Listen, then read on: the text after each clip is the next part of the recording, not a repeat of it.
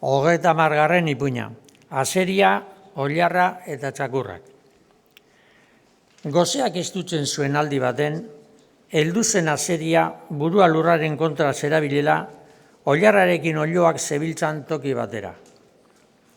Oilarrak igarri zion azeriaren etorrerari, eta hasi zen karkarazaztuekin oiloak biltzen eta igaro arazi zien guztiei arbola gainera, bera aurrenengo zela.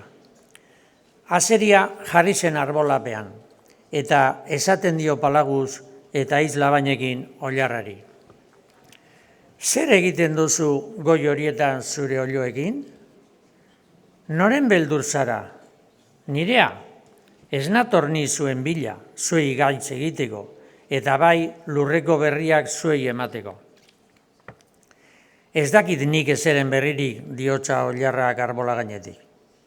Eginda bada, esan zion azeria, lurreko lau oineko eta hegazti guztien artean betiko bakea. Hemendik aurrera, ezin elkarri gaitzik egingo diogu. Jatzi zaitezte bada, behera, zeure lagun horiekin, eta bakearen izenean, egingo dugu elkarrekin bazkari eder bat.